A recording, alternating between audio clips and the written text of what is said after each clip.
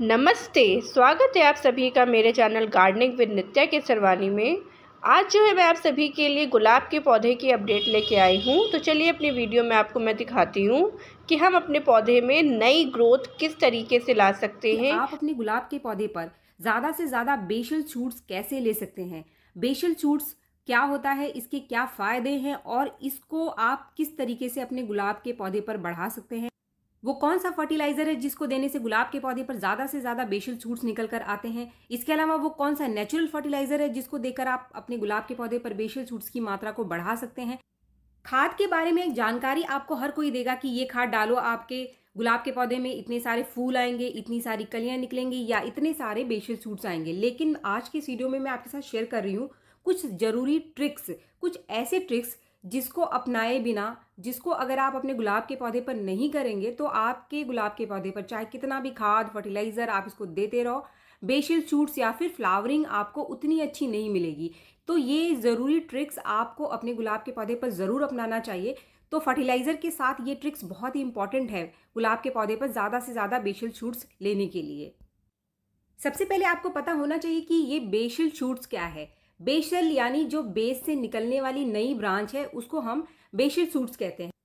Basal shoots जो शब्द है इसका इस्तेमाल ज़्यादातर गुलाब के पौधे के लिए ही किया जाता है। जब भी आप कोई हाइब्रिड गुलाब का पौधा लेकर आते हैं तो आप देखते हैं कि नीचे एक ग्राफ्टिंग नोड होता है। तो जो भी ब्रांच ग्राफ्टिंग नोड के बिल्कुल ऊपर से या फिर ग्राफ्टिंग नोड के आसपास के एरिया से निकल कर आती है उसको हम बेसल शूट्स कहते हैं।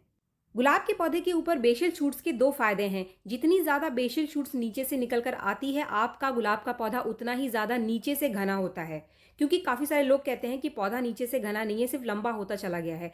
दूसरा फायदा जो है कि जितना ज़्यादा बेसल शूट्स निकल कर आता है, आने वाली जो नई ब्रांच है जितनी नीचे से निकल कर आएगी उतनी ही ज़्यादा स्ट्रांग होगी और ऊपर जाकर उतनी ही कलियां प्रोड्यूस करेगी। तो उसी ब्रांच में आपको एक से ज़्यादा कली मिलती है जो बिल्कुल बेस से निकल कर आता है, क्योंकि जितनी ब्रांच मोटी होगी उतना खाना ऊपर पहुंचाएगी और उतनी ही कलियां आपको ऊपर जाके मिलेगी। फ्रेंड्स, इसके बाद 3 ज़रूरी ट्रिक्स जिसका ध्यान आपको ज़रूर रखना है। अगर आपको अपने गुलाब के पौधे के ऊपर ज़्यादा बेसल शूट चाहिए तो ये ट्रिक्स बहुत इंपॉर्टेंट है। ट्रिक्स नंबर 1, जब भी आप गुलाब का नया पौधा खरीदने के लिए नर्सरी से जाते हैं, जब भी नया पौधा लेकर आते हैं तो उसी पौधे को आपको लेना है जिसका ग्राफ्टिंग नोड बहुत ज़्यादा ऊपर ना हो। जैसा कि ये पौधा आप देख रहे हैं, ये इसका जो ग्राफ्टिंग नोड है बहुत ज़्यादा ऊपर नहीं है, लेकिन जब भी हम नर्सरी में जाते हैं तो कुछ पौधों के ग्राफ्टिंग नोड बहुत ज़्यादा ऊपर होते हैं। जैसे कि ये वाला पौधा आप देख सकते हैं, इसका ग्राफ्टिंग नोड काफ़ी ऊपर है। तो फ्रेंड्स, ऐसे गुलाब के पौधे जिनके ग्राफ्टिंग नोड बहुत ज़्यादा ऊपर हैं, शुरू से ही ऊपर होते हैं, तो हम मिट्टी में लगाते समय भी चाहे हम मिट्टी में इसकी स्टेम को कितना भी नीचे गाड़ दें लेकिन ग्राफ्टिंग नोड काफ़ी ऊपर होता है। तो ऐसे पौधों में हमें बेसल शूट्स कम से कम मिलते हैं। ये तो पहला ट्रिक था जो कि आपको पौधा लेते समय ध्यान रखना है। दूसरा ट्रिक है, आपको गुलाब का पौधा पॉट में लगाते समय आपको इसका जो ग्राफ्टिंग नोड है 1.5 इंच से ज़्यादा ऊपर नहीं रखना है। आपके पौधे का जो ग्राफ्टिंग नोड है मिट्टी से जितना ज़्यादा पास होगा उस पौधे में आपको बेसल शूट्स उतनी ही ज़्यादा मात्रा में मिलेंगे, क्योंकि मैंने आपको पहले ही बताया कि ग्राफ्टिंग एरिया के आसपास से और ग्राफ्टिंग नोड से बिल्कुल ऊपर निकलने वाली जो ब्रांच है उसको हम बेसल शूट्स कहते हैं। जैसा कि आप मेरा ये वाला पौधा देख रहे हैं, इसका जो ग्राफ्टिंग नोड है बिल्कुल मिट्टी से लगा हुआ है, तो इसके ऊपर जो निकलने वाली ब्रांच है वो सारी की सारी बेसल शूट्स हैं, बिल्कुल बेस से निकल कर आई हैं। और कितनी मोटी मोटी ब्रांचेस हैं, इससे मेरा पौधा नीचे से ही काफ़ी स्ट्रॉन्ग है। तो इसी तरीके से आपको ये जो ट्रिक है, दोनों पौधा लगाते समय और पौधा खरीदते समय इसका आपको ध्यान रखना है।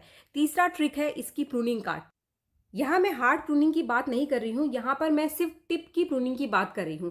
यानी आपको अपने गुलाब के पौधे की जितनी भी ब्रांचेस है या फिर फूल खिले हुए हैं तो 3 पत्तियों के नीचे से आपको लगातार इस पे टिप प्रूनिंग करते रहना चाहिए। जैसे ही फूल आकर खिला आपको उसके टिप को 3 पत्तियों के नीचे से कट कर देना चाहिए। जैसे कि मैंने इस पौधे के अंदर इसके सारे ट्रिप्स की प्रूनिंग अभी कुछ दिन पहले ही की है, तो इसमें काफ़ी सारे नीचे से मुझे बेसल शूट्स मिल रहे हैं।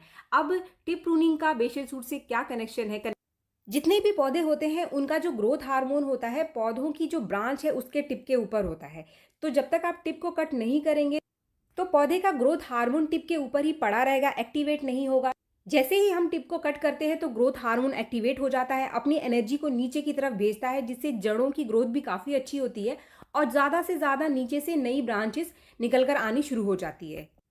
अब टाइम है फर्टिलाइजर का कि वो कौन सा फर्टिलाइजर है जो कि आपके गुलाब के पौधे के ऊपर ज्यादा से ज्यादा बेसल शूट्स को निकालता है। ऐसा कोई भी फर्टिलाइजर जिसके अंदर काफी सारे ग्रोथ हार्मोन या फिर बायो एंजाइम्स पाए जाते हैं वो मदद करता है पौधे के ऊपर ज्यादा से ज्यादा बेसल शूट्स को निकालने के लिए। तो अगर कोई एक ऐसा फर्टिलाइजर जो आप मार्केट से लेना चाहते हैं तो वहां जो फर्टिलाइजर काम करेगा गुलाब के पौधे के ऊपर वो होता है सीवीड फर्टिलाइजर।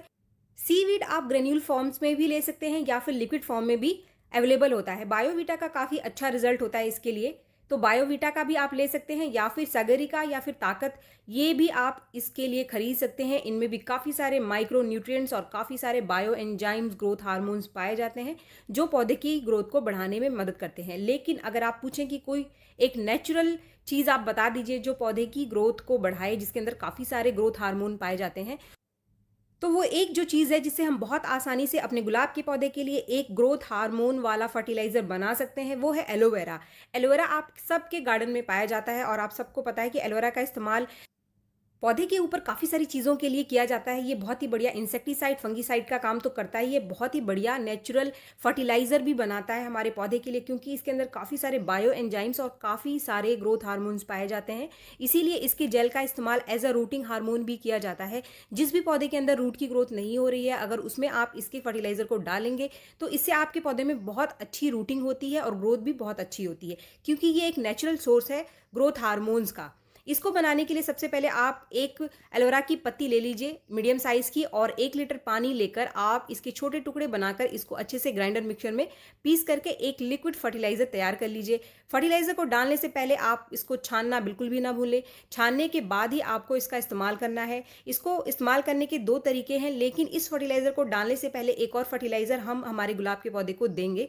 वो क्या है और उसका इस्तेमाल हमें क्यों करना है वो आगे इस वीडियो में मैं आपको बताने वाली हूँ। तो हमारा जो लिक्विड फर्टिलाइजर है वो बिल्कुल तैयार हो गया है पौधे के अंदर डालने के लिए। अब इसका इस्तेमाल हमें कैसे करना है चलिए देखते हैं। और चीज़ यहाँ मैं डालने वाली हूँ जैसा कि मैंने आपको पीछे बताया था, और वो भी आपको फ्री में आपके घर में ही मिल जाएगी। वो है सूखी चाय की पत्ती, जो कि आप चाय की छन्नी में छोड़ देते हैं, तो इसे आप बिल्कुल भी ना फेंके, जो कि मैं आपको अपने हर वीडियो में बताती रहती हूँ। इसको धोकर सुखा लीजिए और इसको एज अ फर्टिलाइजर आपको अपने पौधे के अंदर इस्तेमाल करना है, जो कि नाइट्रोजन का बहुत ही बढ़िया नेचुरल सोर्स है।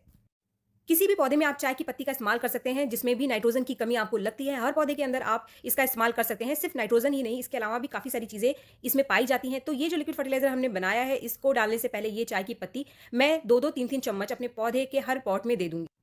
चाय की पत्ती देने से आपके पौधे में आने वाली जो ब्रांचेस की संख्या है वो डबल हो जाएगी, क्योंकि ग्रोथ हार्मोन के साथ अगर इसे नाइट्रोजन की मात्रा भी अच्छी मात्रा में मिल रही है तो आपके पौधे में ज्यादा से ज्यादा नई ब्रांचेस और मोटी ब्रांचेस निकल कर आएंगी। ये लिक्विड फर्टिलाइजर आपको 15 दिन में सिर्फ एक बार अपने गुलाब के पौधे के ऊपर देना है।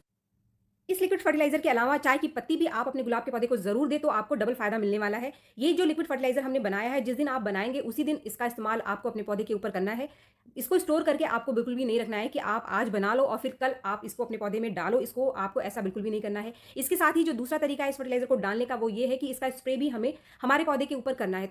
इसका स्प्रे करने के लिए पहले जो लिक्विड है इसको आप थोड़ा सा और पानी मिलाकर और ज़्यादा डाइल्यूट कर लीजिए, क्योंकि जब भी हम किसी चीज़ का स्प्रे करते हैं अपने पौधे के ऊपर सीधे, तो हमें और मात्रा में डाइल्यूट कर लेना चाहिए किसी भी चीज़ को, वरना ये पौधे को नुकसान कर सकता है। जब हम मिट्टी में देते हैं तो इसे हमें बहुत ज़्यादा डाइल्यूट करने की जरूरत नहीं होती है। इसका स्प्रे आपको ग्राफ्टिंग नोड के अराउंड करना है, जो भी आपका ग्राफ्टिंग नोड है उसके आसपास अच्छे से इस लिक्विड का स्प्रे करना है। पूरे पौधे पर आपको इसका स्प्रे करने की जरूरत नहीं है, लेकिन अगर आपके गुलाब के पौधे के ऊपर कोई फंगस या फिर कीड़ा लग रहा है तो वहां ये लिक्विड बहुत अच्छा काम करेगा। पूरे पौधे के ऊपर आप इसका स्प्रे कर सकते हैं, इससे आपके पौधे पर लगने वाले कीड़े और फंगस एकदम से गायब हो जाएंगे, क्योंकि ये बहुत ही बढ़िया एक इंसेक्टिसाइड और फंगीसाइड का भी काम करता है। तो फ्रेंड्स, इस फर्टिलाइजर को आपको 15 दिन में एक बार देना है। इस फर्टिलाइजर को आप इस समय अपने गुलाब के पौधे को जरूर दें। आपके गुलाब के पौधे पर आपको बहुत सारे नए बेसल सूट्स मिलने वाले हैं, और अगर आपके गुलाब के पौधे में सिर्फ एक ही ब्रांच है तो आपकी गुलाब का जो पौधा है वो एकदम से घना हो जाएगा।